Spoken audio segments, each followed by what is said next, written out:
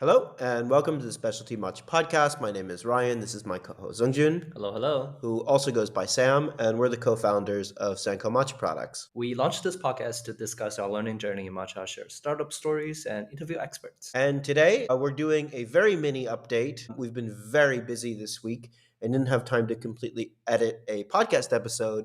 So we wanted to repost one of our favorites. It was the second one we ever recorded, The Science of Matcha Whisking. So Zongjun, you want to give a little update on what we've been working on? Yeah, so we've been working on the mill for this is already like a year full. 9 months, I think. 9 months. Mill to mill matcha fresh, anywhere and everywhere. Yeah, so we spent a lot of time trying to get the output to meet the same standard as a traditional ishiyuzu in terms of the powder fineness and the flavor. So right now we are getting pretty close in terms of the flavor and the granularity of the matcha powder. We're really at the point where we would be proud to serve this to Yeah, anyone. it's actually tastes pretty good. But the only problem is it's incredibly slow. We're still trying to increase the motor speed, but that means the motor is going to generate significantly more heat. So we're installing a cooling system to cool the matcha down so that it won't essentially cook the matcha and it won't taste good again. Yeah, all these variables are fighting each other. If you want speed, you generate heat. If you want fine particles, you need more pressure. Have more pressure, you get more heat, and you need more power. Um, It's so- really a vicious cycle fighting against each other. And I think we've gone through the cycle now 3 or 4 times of just upgrading the motor and beefing up the cooling system. But it's really tasting good, and we keep comparing it to benchmarks.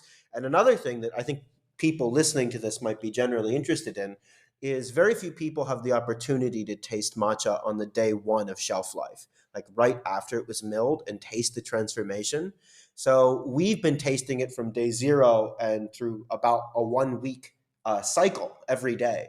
And the flavor transformations are drastic. Incredible, yeah.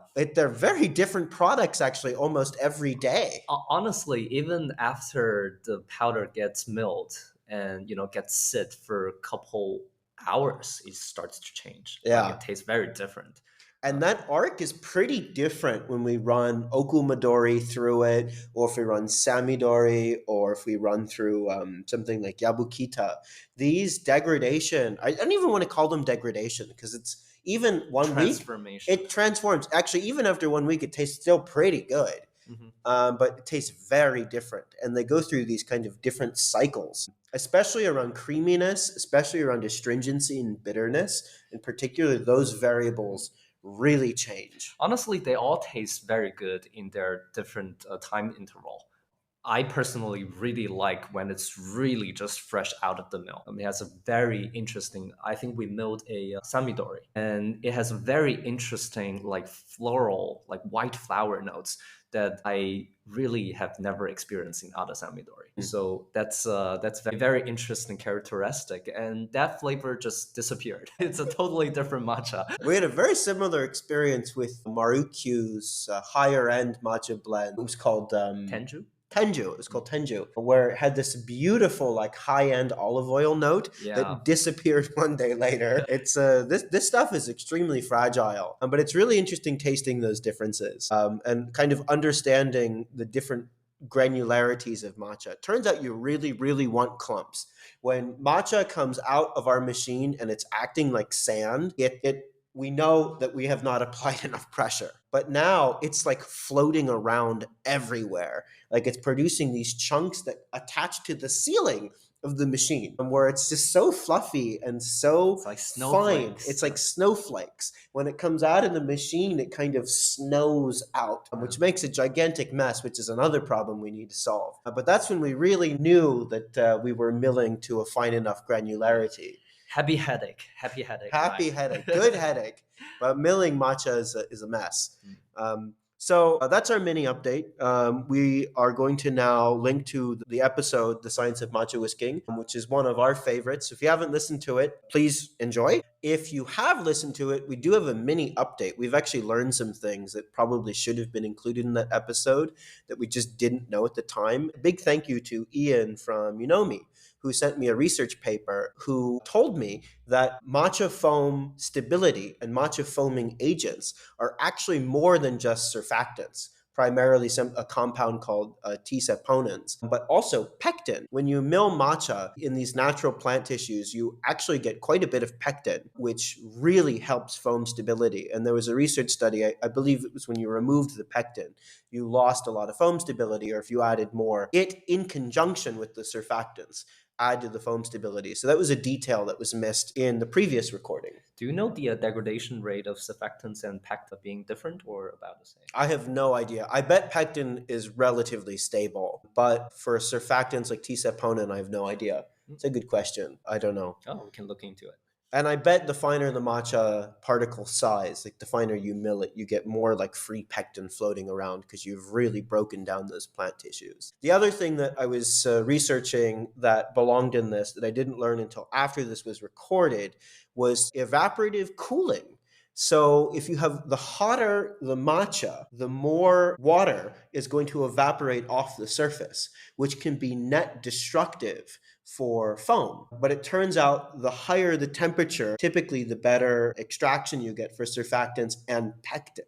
So you at really high temperatures, you're getting more cooling, which can destroy foam, but you're also getting better extraction of a lot of the things that help with the foam stability. So it turns out that destruction is about equally compensated with better extraction of things that stabilize that foam. Interesting. So whether or not it's at 70 degrees, 80 degrees, 90 degrees, or 100 degrees, those about kind of equal out, which is interesting that I didn't know. It's a fairly old research paper. I believe it was from the 90s, but that also kind of should have belonged in this because I wasn't thinking about that evaporative loss at the time, playing into foam degradation. So with that, please enjoy, and we'll keep you posted. Keep you posted. We're about to wrap up season 2 of the podcast, and we're excited for season 3 and have some pretty epic interviews, either recorded or on the way, and more epic updates of the machine. Yeah, with the machine. More launch details coming soon.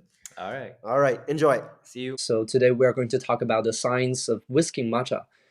Ryan, since you are the main author of this article, can you give our audience a very short summary of what you're talking about? Sure. So the article, which is on our blog, is titled "The Science of Matcha Whisking," and we deep dive into what exactly is matcha from a food science perspective, and talk more about the mechanisms that help make it that way. And I start off the article saying that matcha is scientifically unstable. Like, it really shouldn't exist. It's a very weird beverage from a food science perspective because you're drinking a suspension. So unlike coffee or other types of tea, you brew some type of solid material, there's an extraction, and then you decant it or remove the solids in some way, and then you drink the resulting liquid. And matcha is not like that at all. There is extraction going on, but because the tea is powdered so finely, those solid particles will mix into the hot water and form a suspension. So that suspension is actually unstable. So those tiny microscopic matcha particles, which are technically imperceptible to the naked eye, and if they're milled fine enough, you shouldn't really be able to feel them with your tongue either. They range anywhere from 5 microns to 15 microns, and they're kind of dancing around in the water. You have these forces of Brownian motion, or these random movements that happen in a liquid, and you have particles and molecules bumping into each other, and they're kind of floating around like a bunch of smoke in a room.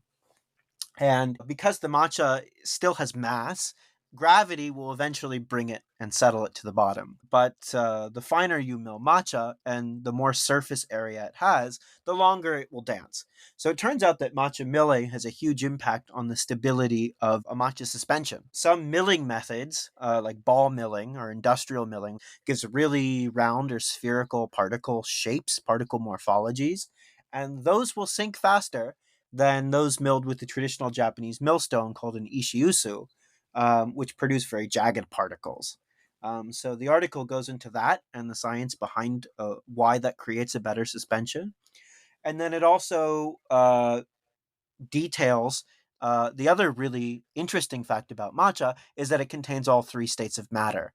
Not only do you have these solid particles floating around in water, but you also have this fantastic foam, which is really important to the sensory experience of matcha, much like microfoam is in a latte or a cappuccino. And we discuss how that foam is created, how it's made, how stable it is, and potential brewing improvements that you could do to make even better matcha foam. So, Zongjun, in your opinion, how might have the cultural significance of matcha, particularly in Japanese tea ceremony, influence the way we approach its preparation and consumption in modern times? How do we take example from the past about whisking matcha today? Wow, that's a very interesting question. I mean, today, like how we drink matcha is very different from what people drink matcha, hundreds or thousands of years ago. Matcha has been consumed since Song Dynasty in China, although in a very different format.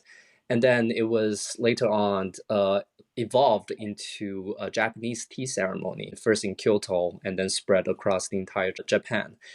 And then nowadays we have all these kind of matcha drinks in different specialty cafe shops that people consume from day-to-day basis. Like the way people ultimately consume matcha and treat matcha as a either an element in a ceremony or a shot of caffeine before they go to office. The intention of consuming matcha has changed a lot, but that doesn't necessarily translate into the preparation method. Like nowadays, you still see people like trying to whisk matcha in a matcha bowl with a bamboo-made chasen.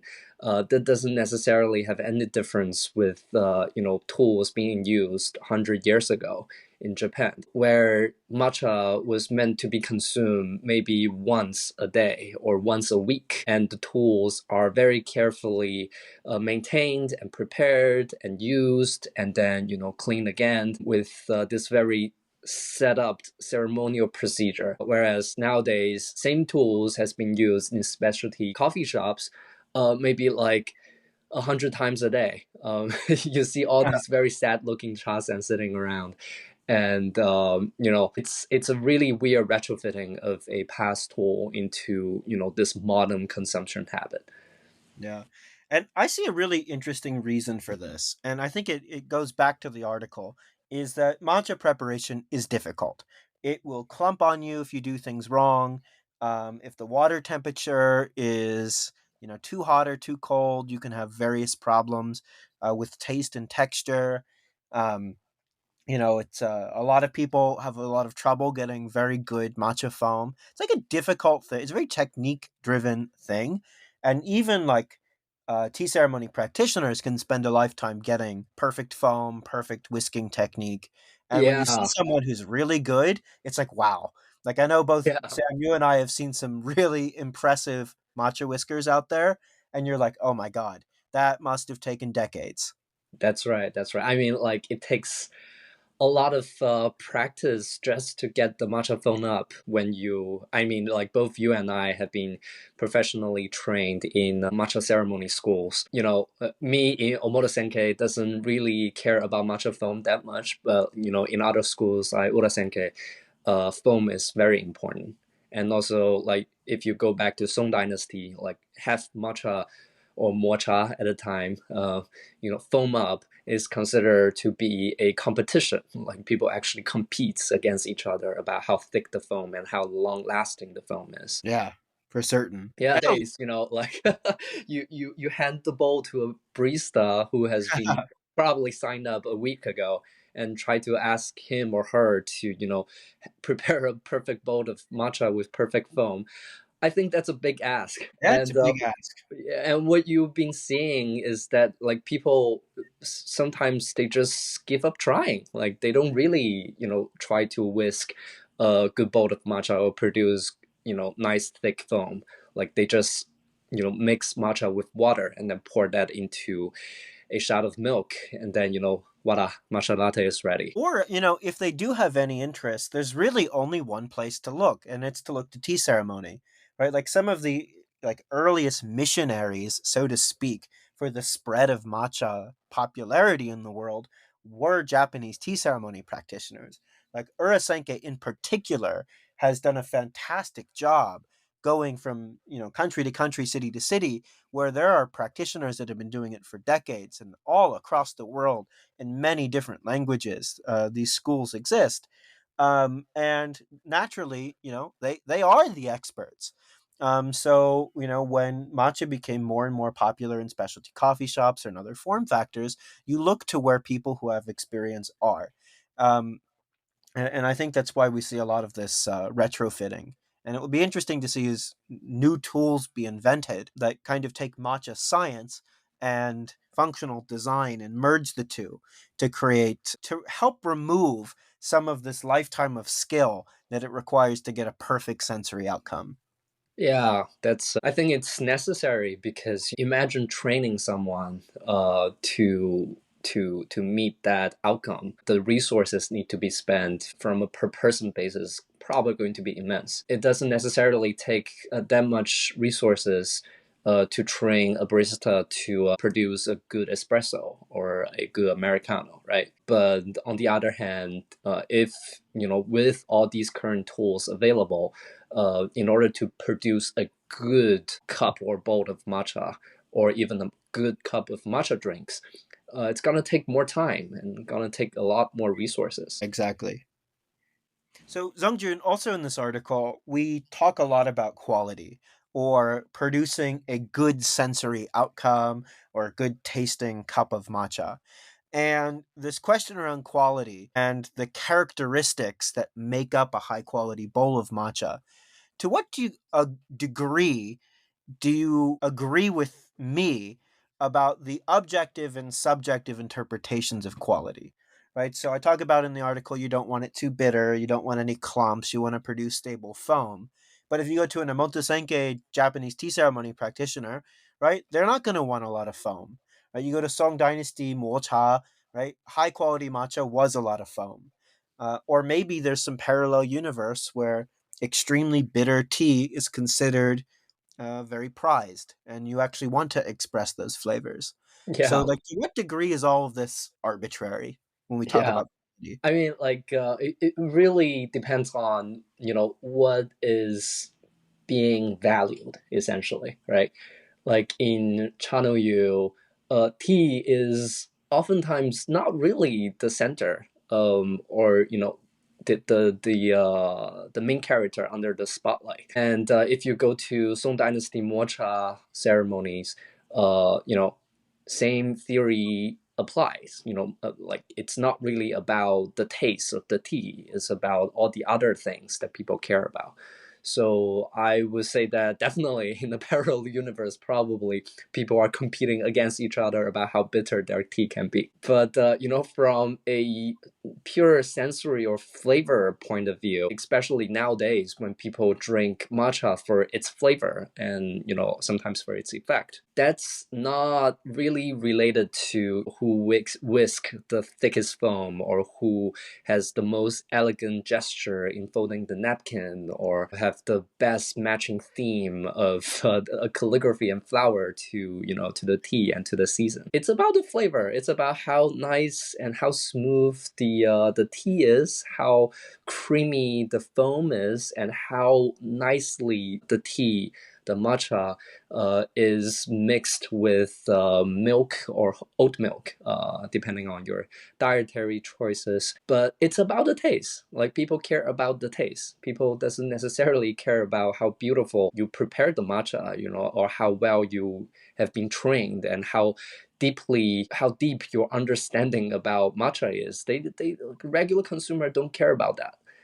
They care about how nice the cup of tea in their hand is. A lot of people will judge it just based on like their primary sensory experience. Like, you can imagine someone who's never tried matcha before, right? If even at the highest end matchas that are like very umami, they probably take a sip and be like, "Wow, that's weird." But you're definitely judging it on the taste for sure. Yeah, that's right. I mean, like, the same thing happens in coffee too. Like, people spend years trying to perfect their skill of latte art. But nowadays, people drink latte mostly in paper cups with a lid on it. Like, they don't care about the latte art. at all, or they don't even have the ability to appreciate it because it's covered. I think very much the same thing goes into matcha as well. Like consumers doesn't necessarily care about things that professional matcha ceremony practitioners care. Yeah.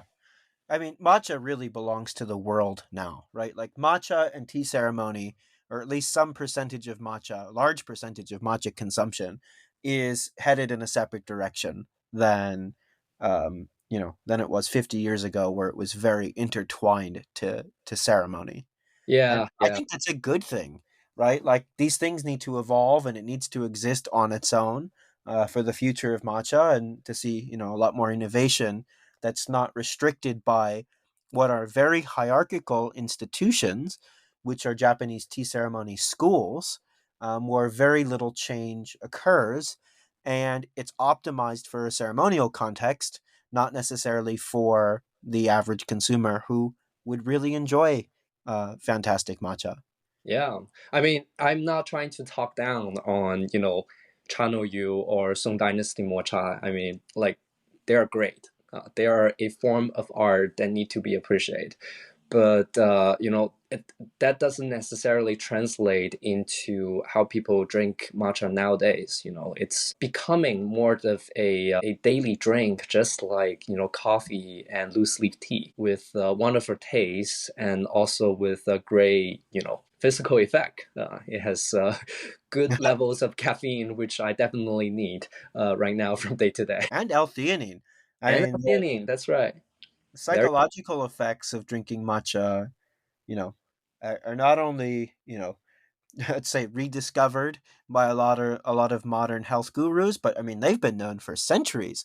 Even when matcha first moved to Japan, right? Like even in the spread of tea within China, a lot of it had to do with the way it made you feel, and that cannot be overlooked. That's right. So, Zongjun, why do you think so many people believe that matcha dissolves in water? Because it's actually a suspension. And are there some things that we can do to get people more interested in matcha science? Like we see a very rich ecosystem of this in coffee around extraction theory and grind science, and you have all these different grinders which give you different grind size distributions, etc., and like all the alchemy around espresso. Why don't we see the equivalent in matcha and in tea more generally? It just doesn't seem the specialty tea culture, at least in the English speaking West, hasn't really spent a lot of focus on this. Okay, Ryan, you are asking a lot of questions here. First, about matcha being a suspension, not a solvent. I guess, it's really because of how phenomenally matcha can be mixed with water. I mean, it looks like matcha is dissolved because how tiny the powder is. I think just it's just a common misunderstanding from a pure physical appearance of matcha versus you see how other loose leaf teas, like tea is still tea and the water is still water, although it changed the color at the end. Actually, you and I had a very interesting conversation a few months ago. I was asking if fresh preparing coffee was common in China and in Chinese households. Like, in the US and Europe, everyone has like, a Mr. Coffee pot or a mocha pot or something where they're interacting with ground coffee to brew coffee. Yeah. And you said, the average Chinese person, the way they brew coffee in their mind, what comes to mind when you say how do you brew coffee, is you take a scoop of this powder and you mix it with water.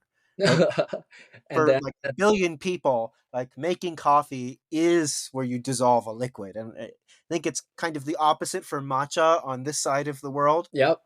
I would certainly agree on that. I mean, it's not just China, but also a lot of places in Asia and Southeast Asia. The common habit in the household is really instant coffee. It's not like third wave coffee with all these equipments like Chemex and V60 is still very much a new thing to a lot of Asian countries and Asia culture on the other side of the world. So, how do we get a rich ecosystem of what we see in coffee, like the brew differences between a Chemex and a V60? or the differences among all these like conical burr grinder or flat burr grinders. You see companies like Fellow, right, creating Yeah. very accessible high-end grinders. Like where is all of this science-based innovation for matcha? Yeah, I think, fundamentally, I think it's really just a difference between the East and the West. In Western culture, like taking a scientific approach to a matter is a very common practice. Trying to deconstruct a subject into theories and components that can be understood and can be replicated is a very, very important thing. Whereas in China or Japan or a lot of countries in Asia, um, aesthetic and the philosophical kind of appreciation to a subject is the key, right? Mm. You see in Chinese tea ceremony, it's all about the tea and the effect, and like back in the literati times, it's a component of how tea and calligraphy and water ink painting art can all be linked together in a coherent way. In South Korea, it's all about meditation with Zen Buddhism. And in Japan, it's all about chanoyu. It's about ichiko ichie. It's about creating a moment that can only be appreciated at the time and cannot be replicated in the future. Like it's a totally opposite kind of approach to the same matter. So I think the very origin of these two cultures growth is the reason why there's a fundamental difference. That's fascinating. Never thought about it that way. And even for Japan and Japanese culture, it's probably you see the extreme of what we see in Eastern culture. Yeah, that's right. I mean, it's the furthest from the West. Fair enough. So Ryan, like both in China and Japan, foaming up this beautiful powder green tea is a very important component of their ceremonies. Can you talk a little bit more about the science of how matcha gets foamed up? Like, how do you essentially create this really interesting thick foam in this beverage? Because like in coffee, you don't necessarily foam up coffee. You have to have milk as an addition to be able to produce a beautiful cream or a beautiful foam top. But matcha seems to be able to do it by itself. Yeah, for sure. Well, you do see it a little bit in espresso when you have that type of extraction. Oh, that's right. And That's right. Yeah. very very stable microfoam. But yeah, Hmm. pour over coffee would be very concerning to some foam. But actually, it's a fascinating science. And we dug into the literature a bit. And so one, tea naturally has surfactants in it. And surfactants are kind of what help make bubbles in chemistry. That's the term, surfactant. And what's happening, so you have those. And there was an interesting paper looking at the effect of whether or not the actual matcha particles, so it's like 5 to 10 micron matcha particles, whether they helped, hindered, or were part of the foam. And it turns out they're actually part of the foam. So they exist within the inner membrane and they actually help stabilize this foam. And in foam science, there's a concept called drainage rate. So anytime you make any type of foam, it will hold part of the liquid that's in the system. And Mm. it holds it like a sponge, and you let it do its thing and let time get involved, right? It will slowly drain, and the drainage will destabilize the foam. And it turns out that there's an equation, and it's commonly referenced by a lot of coffee people who are trying to optimize textured milk and foam, that every time you cut a bubble size in half, you quadruple the retention of that liquid. So the drainage rate will have a 4x improvement. So really fine microfoam is a very stable foam. And the beauty of a chasen, and one of the reasons why it's considered one of the best performing ways to mix matcha together versus just putting it in a blender or using one of those mechanical stirring rods, is because it's able to subdivide the bubbles so well. When you have 80 to 100 tines that are nearly parallel with each other, go back and forth, you're subdividing these bubbles into small enough pieces that they become very stable and reduce the drainage rate.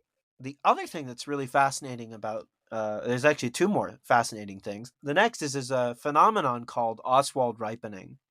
And it's a phenomenon where anytime you have any foam or froth, the tiny bubbles over time will give their air to the larger bubbles.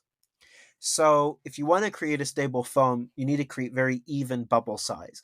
And when you combine even size and small size, you get a very stable foam, which is what a Interesting. well mixed bowl of matcha is. It's like bubble playing Monopoly. Yeah, they landed on Go. And the last one that was very interesting that really came out of nowhere is I was looking up what the optimizing, what the extraction rate was for a lot of the tea surfactants that exist within tea as it relates to temperature, right? Because you have very low temperature water, in general, you get very low extraction, right? If you put some random sencha or loose leaf green tea in water, right, it's going to extract in room temperature water. It's going to extract very slowly. It's kind of like a cold brew.